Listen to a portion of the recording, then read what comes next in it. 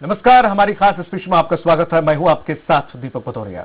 अगर आप फेसबुक पर सक्रिय रहते हैं और अनजानों से दोस्ती करते हैं तो जरा सावधान हो जाइए, क्योंकि आज हम आपको जो स्वराज एक्सप्रेस की एक पड़ताल दिखाने जा रहे हैं, उसे देखने के बाद आप जरूर अनजानी युवतियों से दोस्ती करना बंद कर देंगे। जी हां, इन दिनों देश में एक बड़ा हसीनाओं का ठग गिरोह सक्रिय है, जो कि लोगों को पहले अपनी दोस्ती के जाल में फंसाता है और फिर उसके बाद होता है जिसकी आप कल्पना भी नहीं कर सकते। वो कुछ इसी तरह की पड़ताल स्वराज एक्सप्रेस ने भी की, जिसे देखने के बाद हमारी टीम भी हैरान रह गई। देखिए रिपोर्ट। अब जालसाजों ने पैसे की ठगी करने के लिए एक अनोखा तरीका अपनाया हुआ है। दरअसल ये जालसाज ऐसा जाल बिछाते हैं कि कोई भी युवक इस जाल में फंस जाता है और वो चाहकर भी इस जाल के बारे में किसी को बता भी नहीं पाता, ना ही थाने में जाकर इसकी शिकायत करता है। जालसाज इस युवक को ब्लैकमेल कर लाखों रुपए ऐंठ लेते हैं। दरअसल ये मामला साइबर ठगी के उस अनोखे तरीके का है जिसमें एक अनजान युवती सोशल मीडिया में पहले तो फ्रेंड रिक्वेस्ट भेजकर युवकों से दोस्ती का जाल बिछाती है और उसके बाद वो युवती युवक से न्यूड वीडियो कॉल करने की बात करती है।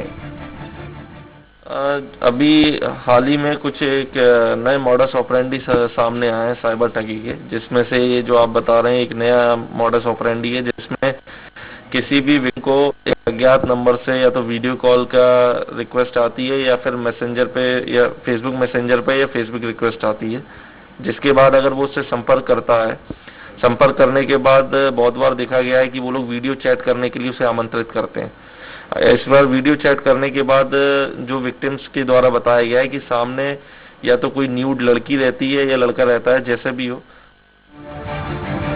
इस दौरान अगर युवक युवती के झांसे में आकर वीडियो कॉल करता है तो मानो वह उस युवती के बिछाए जाल में पूरी तरह से फंस चुका होता है और वो युवती उस युवक का न्यूड वीडियो रिकॉर्ड करके उस युवक के सोशल मीडिया से जुड़े हुए दोस्तों को भेजना शुरू करती है। साथ ही है युवक के दोस्तों को भेजे गए वीडियो के स्नैपशॉट व युवक को भी भेजती है और भारी भरकम मांग करते हुए धमकी दी जाती है। अगर वह जल्द पैसे उसके दिए हुए अकाउंट या फिर फोन पर नहीं डालता है तो वह सारे वीडियो सोशल मीडिया पर वायरल कर देगी और फिर शुरू होता है ब्लैक मेलिंग का गंदा खेल। वही पुलिस का दावा है कि हमारी टीम लगातार इन अपराधियों को पकड़ने में लगी हुई है।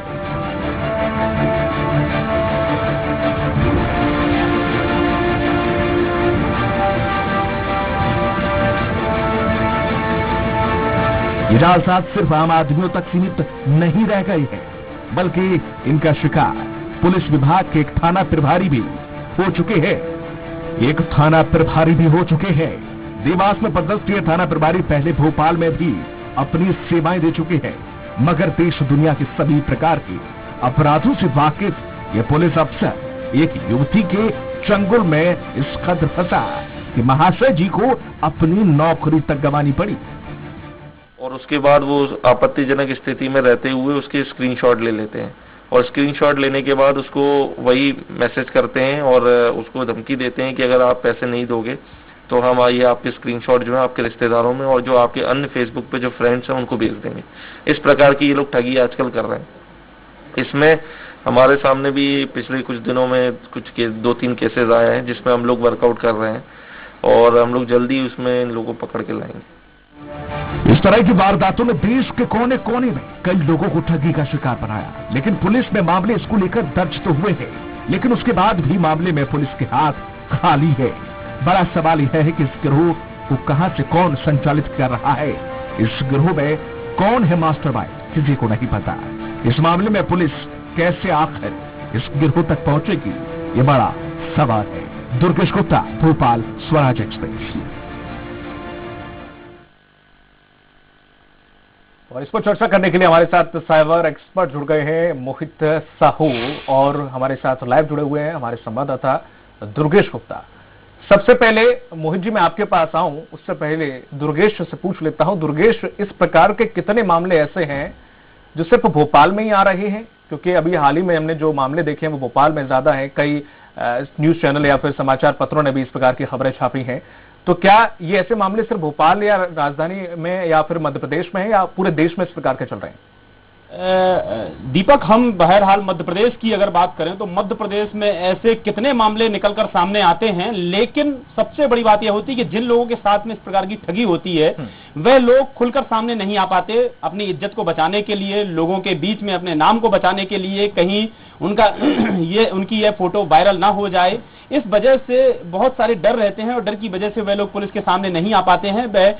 मगर उसके बावजूद भी कुछ लोगों ने हिम्मत दिखाई और भोपाल पुलिस के जो साइबर एएसपी हैं उनके पास में इसकी शिकायत दी, और जब इस पूरे मामले पर पुलिस ने छानबीन की, जांच पड़ताल की, तो इस पर एक अहम सुराग लगा पुलिस विभाग को, और एक जो हरियाणा से और उत्तर प्रदेश से इस प्रकार की गिरोह को संचालित कर रहा था उस तक पुलिस पहुंची। और जब उन लोगों ने खुलासा किया तो अकेले, आप यकीनन मानिए, अकेले राजधानी भोपाल से करीब 60 मामले उन्होंने अपने मुंह से कबूल किया कि 60 लोगों के साथ इस तरह से वे ठगी कर चुके हैं और करीब 70 लाख रुपए लोगों से ठग चुके हैं। यह आंकड़ा केवल राजधानी भोपाल का हम आपको बता रहे हैं।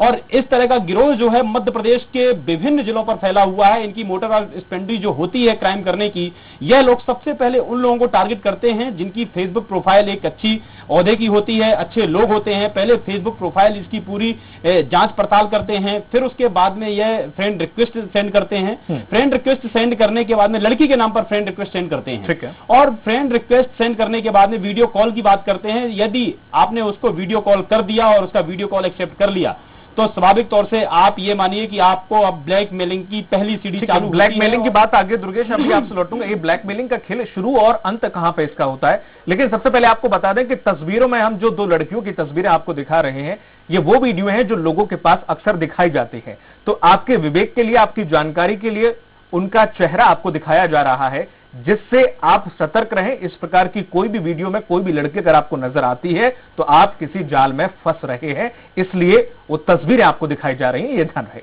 हमारे साथ साइबर एक्सपर्ट भी है।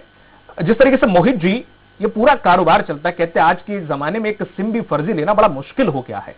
आधार कार्ड के बिना हम सिम तक नहीं ले सकते हैं, और ये कोई बड़ी ऐसी चीज नहीं है। साइबर एक्सपर्ट चाहे तो इसे बड़े आसानी से खुलासा कर सकते हैं। कोई बहुत बड़े हैकर नहीं होते हैं, ये कुछ ऐसे लोग होते हैं जिनका खुरापाती दिमाग होता है और वो इसी तरीके से पैसा कमाना चाहते हैं।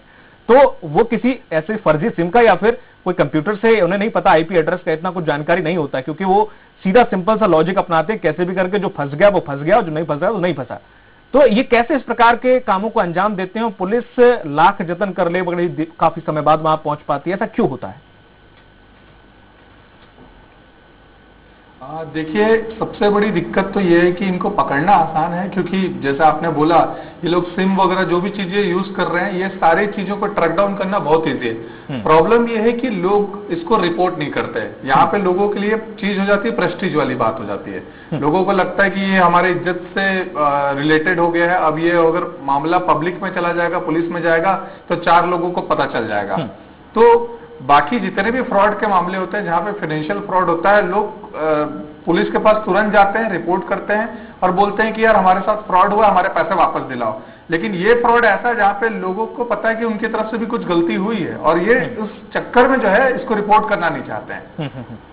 मोहित जी कंप्लीट कीजिए। ये जो लोग हैं, इनकी इनका मोडस ऑपरेंडी बहुत सिंपल है। ये उन लोगों को, ये खासकर जो मेरे पास जो केसेस आ रहे हैं, मैंने यहाँ पे लोगों को बात किया, लोग मेरे को भी रीच आउट करते हैं कि इससे कैसे बचें।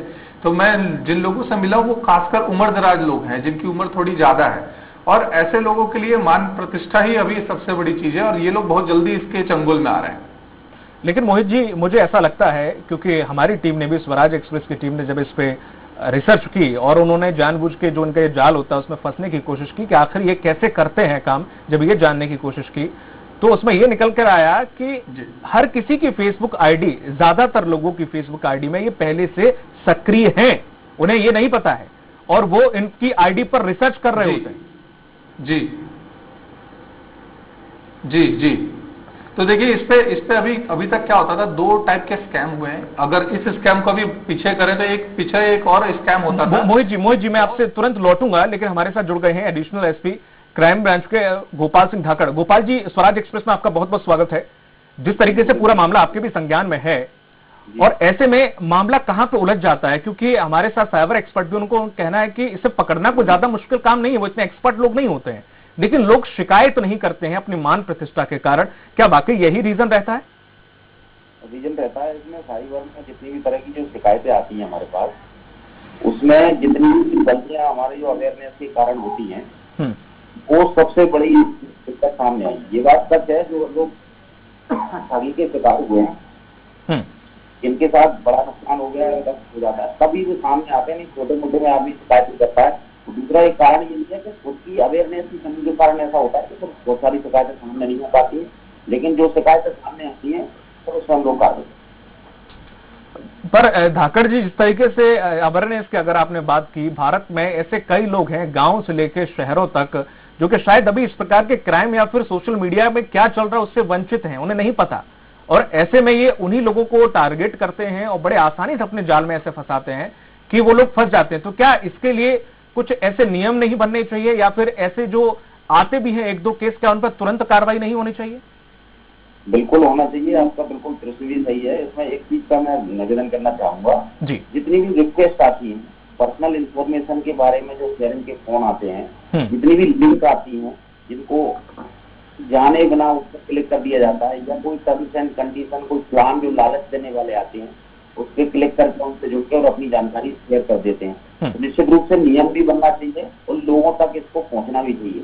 लेकिन इतना जरूर कहूंगा कि अगर कोई भी इंसान मोबाइल खरीदता है, लेता है, तो मोबाइल ऑपरेट करना भी जानता है, तो निश्चित रूप से उसको सोशल मीडिया की अवेयरनेस, इतनी सारी जानकारी होना चाहिए, जिससे निश्चित रूप से ये ऑनलाइन ठगी के जितने भी मामले आते हैं वो इसी कारण से होते हैं कि हम अवेयर नहीं है और अपनी पर्सनल सारी जानकारियां दूसरे अननोन पर्सन को शेयर कर देते हैं। सोशल मीडिया पर जितनी भी जानकारी संबंधित पर्सन की डली हुई होती है, वो नहीं पता होता है सामने वाले को ठीक है, सही है, गलत है, या आदमी जो कर रहा है वो औरत है, या कुछ भी नहीं पता होता।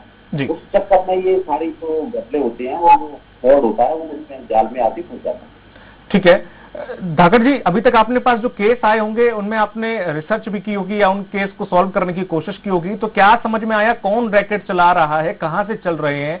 क्या एक ही ऐसा गिरोह है जो इस प्रकार की वारदातों को अंजाम दे रहा है? क्या पूरे भारत में इस प्रकार के गिरोह फैले हुए हैं? जी बिल्कुल फैले हुए हैं। हमारे पास जितना भी केस आए हैं हमने इन्वेस्टिगेशन किया और अभी काफी गिरोह को पकड़ा भी है। अभी 1 से 2 महीने में 3 बड़े गिरोह पकड़े हैं। उसमें एक ही चीज निकल कर सामने आई है अभी तक जो समझ में आया। जितने भी लोगों ने जो लिंक भेजी है इसमें कुछ पर्टिकुलर एरिया, पहले आपने देखा होगा कि बैंक का ऑनलाइन फ्रॉड होता था, ओटीपी नंबर अपने एटीएम नंबर है वो पूछे जाते थे। अब एक नया तरह का ट्रेंड सामने आया, जैसी जो समस्या आती है, जो संलग्न होता है, जो वर्तमान में चल रहा होता है सोशल मीडिया में, समाज में, जैसे अभी कोरोना के नाम पे ठगी हुई, इससे पहले बैंक की ठगी होती थी। आजकल एक चीज चल रही है कि कोई भी इंसान जो है एक औरत बन के आपसे बात करता है या वास्तव में लेडीज भी होती है, उसमें मोबाइल नंबरों की शेयर कर ली जाती है और एक अश्लील वीडियो बनाया जाता है और उनके परिवार वालों को जो है शेयर किया जाता है। फिर वो ब्लैकमेल होता है, ब्लैकमेलिंग के बाद स्थिति इस हद तक पहुंचती है कि उस आदमी का शोषण हो जाता है, गलत होता है उसके साथ। बिल्कुल ट्रेंड फिक्स नहीं है सोशल मीडिया का, ये चेंज होते रहते हैं, उसके लिए अवेयर होने की हमारी बहुत जरूरत है। ठीक है धाकड़ जी, हमारे साथ बने रहिएगा, और भी सवाल हैं जो आपसे पूछेंगे। मनोचिकित्सक हमारे साथ जुड़ गए हैं, डॉक्टर रूमा भट्टाचार्य। डॉक्टर, जिस तरीके से देखा जाए, जब इंसान फंस जाता है किसी भी ऐसे स्कैम में या फिर इस पूरे जालसाज में, कभी कभी ऐसा होता है, कई बार मैंने ऐसे वीडियोस देखे हैं या फिर जब हमने रिसर्च कर रहे थे उस दौरान हमें भी ये जानकारी लगी, अगर आप कोई भी वस्त्र उनके सामने नहीं भी उतारते हैं तो वो एडिट करके दूसरा कोई वीडियो लगा देते हैं, फिर भी आपको ब्लैकमेल करते हैं। तो ऐसे में इंसान ना चाहते हुए भी, जो ऐसे लोग हैं जो किसी न किसी रूप में डर जाते हैं, तो वो कैसे अपने डर को बाहर निकालकर पुलिस तक पहुंचे या लोगों से शेयर करें कि मेरे साथ ये हुआ है?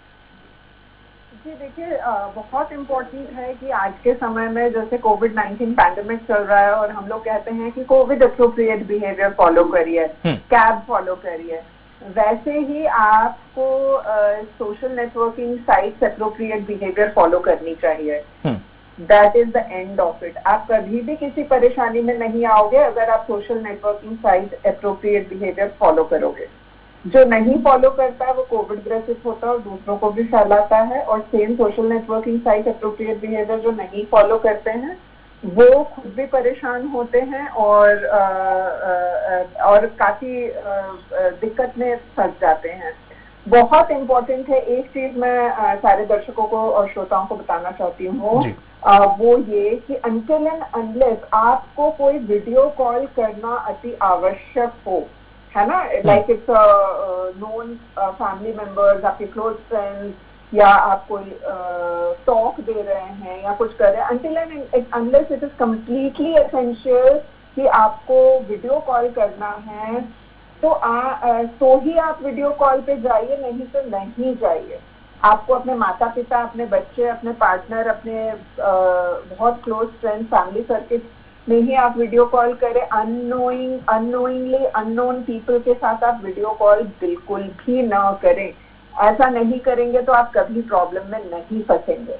अभी पिछले 16 महीनों में मैंने करीबन 5000 केसेस की काउंसलिंग की है, चाहे टेलीफोनिकली हो, ऑनलाइन हो या फिजिकली हो। उसमें से करीबन 5 से 10% लोग ऐसे थे जिनको कहीं ना कहीं ये ऑनलाइन बिहेवियर के कारण दिक्कतें को फेस करनी पड़ी थी। एंड जो सबसे कॉमन थी वो फीमेल विक्टिम्स रही हैं, जहां तक मेरे पास जितने, ऐसे नहीं है मेल्स भी रहे, लेकिन मैक्सिमम जो है फीमेल्स विक्टिम रही है। उसमें फाइनेंशियल फ्रॉड्स और फाइनेंशियल धोखेबाजी तो हुई है, साथ में इस तरह की जो आप बात कर रहे हैं कि न्यूड तस्वीर उसके ऊपर इम्पोज करके ब्लैकमेल करना, ये बहुत ज्यादा। लेकिन जिस तरीके से डॉक्टर रोमा जी अभी हाल ही में लॉकडाउन चल रहा है और लोग मानसिक रूप से जो अकेले रहते हैं किसी ना किसी रूप में, वो मानसिक रूप से थोड़ा ऐसे स्थिति में चले जाते हैं कि उन्हें किसी साथी या पार्टनर की जरूरत होती है। ऐसे लोगों के साथ शायद वो इतना, जैसे कि आपने कहा, प्रोटोकॉल फॉलो करना चाहिए, वो नहीं करते हैं। तो ऐसे में उन लोगों के लिए क्या सलाह है जो अकेले रहते हैं या फिर लॉकडाउन में जो फ्रस्ट्रेट हो चुके हैं अकेले में रहकर और वो इस तरह की गतिविधियों में इन्वॉल्व हो जाते हैं, चाहे वो बुजुर्ग हो, चाहे वो अकेले कोई युवा हो, उन लोगों के लिए क्या? जो आप कह रहे हैं बिल्कुल सही है, वही मैं कहने जा रही थी कि इन खासकर 16 महीनों में जो लोग गुजरे हैं, मतलब फिजिकल कोविड पैंडेमिक से तो गुजरे ही हैं, लेकिन आंकड़े कह रहे हैं कि 30 से 50% लोग मेंटल पैंडेमिक से भी गुजर रहे हैं और गुजरे हैं। उसमें बहुत कॉमन है डिप्रेशन होना, लोनलीनेस फील करना, स्लीप डिस्टर्ब रहना, रूटीन सही नहीं रहना, घबराहट होना, डर लगना, फियर रहना, फोबिया रहना, एंजाइटी रहना, ये सारी चीजें रही हैं। तो जैसे मैंने कहा, इंसान जो है एक सामाजिक प्राणी है, उसे लोगों के साथ, उसे लोगों से बातचीत करने की आवश्यकता है, जिसमें कोई बुराई नहीं है। आप अननोन लोग से भी अगर बात करते हो, जैसे मैंने कहा कि वीडियो कॉल अवॉइड करिए। आप ऑनलाइन आप बात करिए, आप फोन पर बात करिए, ठीक है, आप मैसेजिंग पे आप बात कर सकते हैं, लेकिन video call specially totally avoid करें अगर आप अननोन किसी से बात कर रहे हैं। बिल्कुल। अनलेस आप उनसे इतने समय तक बात करके आप उनसे फिर बाद में अब लॉकडाउन के बाद मिले नहीं, आपको बैकग्राउंड चेक नहीं किया है, तो आप वीडियो कॉल ना करें। जो मैं एक बात पे आ रही थी वो ये है कि लोग इस तरह के ब्लैकमेल करके पैसे भी लेते हैं। मेरे पास एक 24 साल की लड़की आई थी, अपने पेरेंट्स के साथ आई थी, जिसका उसका इंजीनियरिंग कॉलेज में क्लासमेट ही था, ठीक है। वो इस दौरान उससे वापस रिकनेक्ट हुआ और रिकनेक्ट होके ऑब्वियसली फ्रेंडशिप बढ़ी और उसके बाद ब्लैकमेलिंग शुरू हुई और करीबन उसने 25,000 उससे ऐसी है। ठीक है, चलिए बहुत बहुत जी। केसेस बढ़ रहे हैं तो हमें सतर्क रहना है, चाहे महिला हो या पुरुष हो, बच्चे बच्चियां हो। और दूसरा है ये जो हम गैजेट्स यूज करते हैं ना, हम उसको यूज करें, मिसयूज ना करें। आप उसको इंफॉर्मेशन गैदर करने के लिए यूज करें, आप उसको सोशलाइज करने के लिए यूज करिए, लेकिन जहां तक हो सके आप उसको एक अपने जो है इस तरह का पार्टनर ओरिएंटेड आप सर्च में आप अगर इस तरह से वीडियो कॉलिंग में फंस जाओगे, आप अगर अपने आप को एक्सपोज करोगे, तो निश्चित रूप से कभी ना कभी आपके फंसने के चांसेस 80 to 90% बढ़ जाते हैं। बिल्कुल सही कहा आपने। बहुत बहुत शुक्रिया तमाम जानकारी साझा करने के लिए डॉक्टर रूपा, और सर धाकड़ जी हमारे साथ जुड़े हुए थे। सर आपका भी बहुत बहुत शुक्रिया। और जिस तरीके से पूरा जो मामला है, जैसे कि मनोचिकित्सक हमारे साथ जुड़े हुए थे, उन्होंने कहा कि आपको बचना है, जैसे कोविड प्रोटोकॉल आप फॉलो कर रहे हैं वैसे सोशल मीडिया पे प्रोटोकॉल आपको फिर जो है फॉलो करना होगा। और लगातार हम इस पर चर्चा करते रहेंगे। वक्त फिलहाल एक छोटे से ब्रेक का।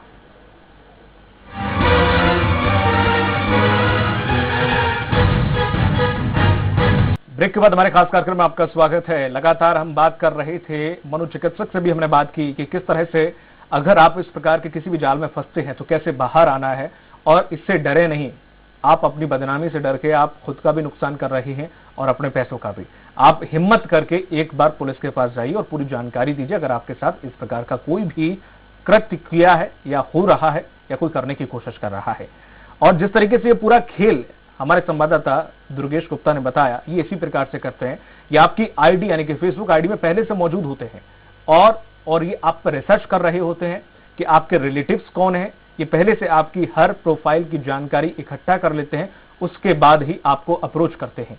और ये जिस शातिराना अंदाज में आपको अप्रोच करते हैं, क्योंकि स्वराज एक्सप्रेस की टीम ने जब गहनता से इस पूरे रैकेट में क्या होता और कैसे होता ये जब जानने की कोशिश की, तो वाकई ये बहुत शॉकिंग था। क्योंकि जिस तरीके से ये लोग फंसाते हैं वो बिल्कुल रियलिस्टिक लगता है। आपको यही लगेगा कि ये लड़की वाकई आपसे बात करना चाहती है, आपकी हमदर्द है या आपकी फैन है, या किसी प्रकार से वो आपको रिझाने की कोशिश करेगी। और उसके बाद बड़ी ही सरलता से वो कब आपके व्हाट्सएप तक पहुंच गई या नंबर कहीं से कलेक्ट करके आपसे खुद लेके वो आपके व्हाट्सएप तक पहुंचेगी और उसके बाद वीडियो कॉल करने के लिए आपको अप्रोच करेगी। और अगर आप नहीं भी चाहेंगे तो वो अपनी तरफ से वीडियो कॉल करते हैं, और अगर आप इसमें किसी भी अवस्था में वीडियो कॉल के सामने बैठे हैं तो आपकी जो तस्वीर है वो कैद कर लेते, भले ही आप पूरे कपड़ों में हो या ना हो। अगर हैं तो वो दूसरी वीडियो लगा के आपको ब्लैकमेल करेंगे। अगर आप हैं तो जाहिर सी बात है आप उस जाल में फंस चुके हैं। और अगर आप कपड़े पहने भी हुए हैं तो भी आपको फोर्स करेंगे कि आप भी अपने वश उतारिए और साथ दीजिए। और ऐसे में आपको संयम रखना। अगर आप किसी प्रकार के पहले तो बचिएगा, और अगर नहीं बच पाए हैं तो कृपया करके आप ऐसी कोई गलती मत करिएगा जिससे कि आप चारों तरफ से घिर जाएं। और ये तस्वीर में भी हम जो आपको दिखा रहे हैं वही महिलाएं हैं जो ये वीडियो जिस दिखाई जाती है लोगों को, वही ये जो वीडियो है जो 2 सबसे ज्यादा वायरल हो रही हैं। लगातार हमारे सहयोगी भी हमारे साथ जुड़े हुए हैं। दुर्गेश, जिस तरीके से बात की जाए, जैसे कि आपने बात की है अधिकारियों से, उन्होंने कहा कि उत्तर प्रदेश और हरियाणा के कुछ गिरोह हैं जो इसमें सक्रिय है। क्या मध्य प्रदेश से भी जुड़ा कोई गिरोह है? क्योंकि अक्सर ये फेसबुक प्रोफाइल में जहां से आप होते हैं ये भी कहते हैं कि वो भी वहीं से हैं। दीपक, जैसा कि मैंने आपको बताया कि सबसे पहले जो गिरोह है वह सबसे पहले आपकी फेसबुक आईडी को पूरी रिसर्च करता है, पूरी फेसबुक आईडी प्रोफाइल चेक करता है। प्रोफाइल चेक करने के बाद में उस सामने वाले व्यक्ति का जिसको वे टारगेट करने जा रहे हैं उसका इंटरेस्ट किस चीज में है यह भी फेसबुक प्रोफाइल से पता करते हैं। उसके साथ साथ में वह आखिरकार है कहाँ का, उसकी हॉबी क्या है। आजकल मैं आपको एक बात बताऊं कि टारगेट कर लेते हैं तो उस व्यक्ति को फ्रेंड रिक्वेस्ट भेजते हैं। रिक्वेस्ट भेजने के बाद में वह जो कि युवती के नाम पर होती है और उससे बाकायदा चैटिंग करते हैं। चैटिंग करने के साथ साथ में वीडियो कॉल की डिमांड करते हैं, और वीडियो कॉल की डिमांड के साथ में अगर कोई इस पूरे चंगुल में फंस जाता है और वीडियो कॉल कर लेता है तो वह जो युवती है जो कि सामने एक जो पोर्न वीडियो टाइप का एक रहता है वह दिखाते हैं, और वीडियो एक बिना वस्त्र के रहती है और सामने वाले व्यक्ति से डिमांड करती है कि आप भी ऐसा करो वैसा करो। इस तरीके से सारी चीज डिमांड करती है। अगर यदि आपने उसकी बातों में आकर और उसके कहे के मुताबिक यदि आपने कर दिया तो आप यकीन मानो आप एक ब्लैकमेल के शिकार हो गए। बिल्कुल। सबसे अहम चीज एक और देखने को मिली है दीपक इसमें कि जो आरोपी होते हैं वह आरोपी इतनी छोटी राशि मांगते हैं कि आसानी से आदमी जो टारगेट होता है और जो ब्लैकमेल होता है उसको आसानी से यह राशि दे सकता है। 10,000, 15,000, 20,000 ये इनकी मैक्सिमम लिमिट होती है। बिल्कुल। जब इस पूरे मामले पे यहाँ की जैसे आपने बात की तो वो राशि से बिल्कुल आपने सही कहा, क्योंकि जिस तरीके जब स्वराज एक्सप्रेस ने इसकी पड़ताल की थी तो उनकी लिखावट से समझ में आता है कि ज्यादा पढ़े लिखे लोग नहीं है। तो इससे ये रियलाइज होता है कि ये लोग ऐसे ही लोग इस प्रकार के कारनामों को अंजाम देते हैं। बहुत बहुत शुक्रिया आपका दुर्गेश तमाम जानकारी साझा करने के लिए। तो जिस तरीके से हमने इस पूरी अपनी खास स्पेशल रिपोर्ट में आपको ये दिखाने की कोशिश की है कि कैसे आपको बचा जा सकता है, क्योंकि इस वक्त ये बहुत ट्रेंड में है।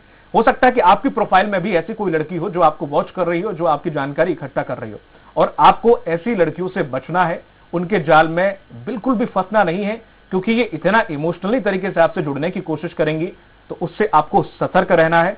सोशल मीडिया इससे बचा नहीं जा सकता, गैजेट्स इनसे आप दूर नहीं रह सकते हैं, पर हां जितना कोशिश हो सके थोड़ा सा सतर्क रहिएगा। अगर इस प्रकार की रिपोर्ट आपके दिमाग में होगी तो जाहिर है कि आप किसी बड़े जाल में फंसने से बच जाएंगे।